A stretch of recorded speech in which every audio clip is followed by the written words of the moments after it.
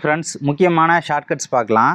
இந்த மாதிரி டேட்டாஸ் நமக்கு கொஷினில் கேட்குறாங்க அப்படின்னா, ஆக்சுவலி இந்த இடத்த பற்றி நம்ம பெருசாக யோசிக்க மாட்டோம். யோசித்தாலும் அது கரெக்டாக இருக்கா தப்பாக இருக்கா அப்படின்ற அளவுக்கு நமக்கு ஞாபகம் இருக்காது. ஸோ அதனால் இப்போ ஏதாவது ஒரு டேட்டா ஒன்று கொடுத்துருப்பாங்க. ஏதோ ஒரு டேட்டா கொடுத்துட்டு அது தாலமியின் புவியியல் என்ற இந்த நூற்றாண்டை சேர்ந்த ஓகேவா டேஷ் நூற்றாண்டை சேர்ந்த காலத்தில் தொகுக்கப்பட்டது இல்லை இடம்பெற்றுள்ளது எது வேணாலும் கொடுக்கலாம்.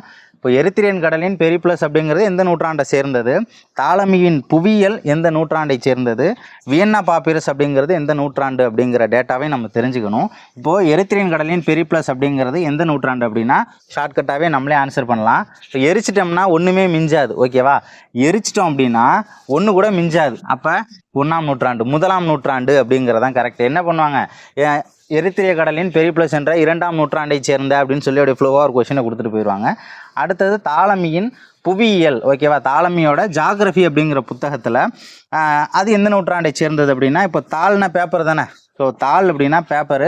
ஸோ அப்போ பொது ஆண்டு 2ஆம் நூற்றாண்டு ஓகேவா. பொது ஆண்டு 2ஆம் நூற்றாண்டை சேர்ந்த ஒரு நூல் புவியியல். ஸோ அது யாருடையது அப்படின்னா தாலமியின் புவியியல் 2ஆம் நூற்றாண்டை சேர்ந்தது. ஸோ அடுத்தது வியன்னா பாப்பிரஸ் எந்த நூற்றாண்டை சேர்ந்தது அப்படின்னா, ஸோ இதுக்கும் நம்ம ஷார்ட்கட்டாகவே என்ன பண்ணலாம், ஆன்சர் பண்ணலாம். டூத் ப்ரஷ் அப்படின்னு சொல்கிறான்ல, பல்லு வளர்க்குறான்ல, டூத் ப்ரஷ்ஷு ஓகேவா. டூத் ப்ரஷ் அப்படின்னு சொல்லிட்டு லிங்க் பண்ணிக்கலாம். ரொம்ப முக்கியமானது. எரிச்சிட்டோம்னா ஒன்றுமே இருக்காது. தாள் அப்படிங்கிறது 2 பக்கம் உள்ளது தான் ஒரு தாள். வியன்னா பாப்பிரஸ் அப்படிங்கிறது டூத் ப்ரஷ் அப்படிங்கிறத நீங்கள் ஞாபகம் வச்சுக்கலாம். ரொம்ப முக்கியமான தகவல் தான். தேங்க்யூ.